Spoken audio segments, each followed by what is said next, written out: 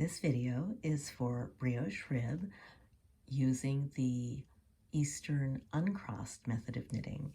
Eastern Uncrossed method has the left leg of both the purls and the knit stitches on the front of the needle instead of the back, which is the conventional Western mount. So in order for this to happen, I need to have my yarn in the back after my brioche knit stitch.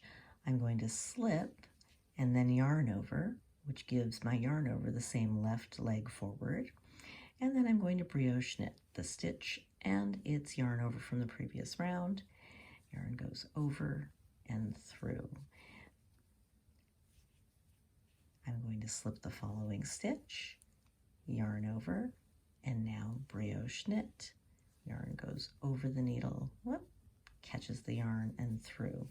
And it's this direction of wrapping my yarn that gives me my left leg in front. I need to have my yarn in back before slipping the purl stitch between, and then the yarn over will match that stitch mount. And brioche knit,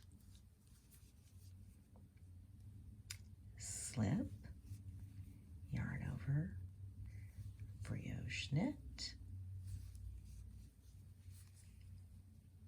and after let go of the rest of that stitch, slip and yarn over. And we're always going to leave our yarn in the back after we're done using it, no matter which round we're on. So my yarn's in the back from the previous purl round. Here it is. And I am ready to go. So the yarn always has to be in back before we slip our stitches, our slip one yarn over stitches, so that the stitch mount is going to match. If I put it in front first, and then I make a yarn over, I'll have a double yarn over, or if I go the other direction, the stitch mount will be different. So yarn's in the back, I'm going to slip, and then I need to brioche purl the following stitch.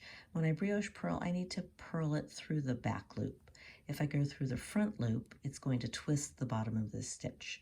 So here I am, and the act of bringing this yarn over to purl is what gives that previous stitch its yarn over.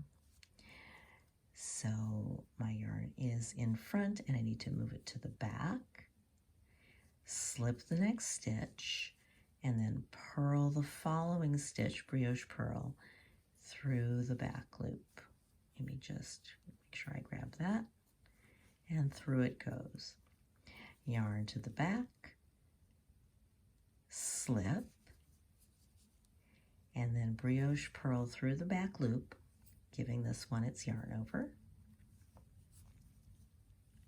Yarn to the back, slip, and then brioche purl through the back loop.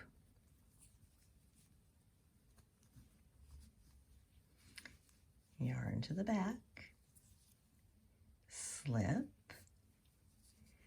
I wonder what happens if I bring my yarn to, nope, that won't work. What if I bring it all the way over to the front? I could at that point, and then brioche purl if that is easier for you. Yarn to the back, slip, could bring the yarn over to the front, and then brioche purl through the back loop. Whatever you need to do to give that previous stitch its yarn over and also give this following stitch its purl. So yarn to the back first though, so I can slip my stitch, and I'm going to bring it over to the front and see if that makes it easier for me. Either way, here's my brioche purl, yarn to the back, slip, split my stitch. This time I'm not going to bring it over, I'm just going to bring it from here. Then it comes over, and then it goes around. Either way. And there you go. There's your brioche purl.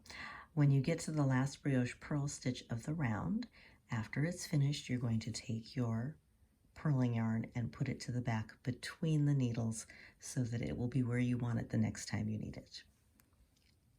Have fun.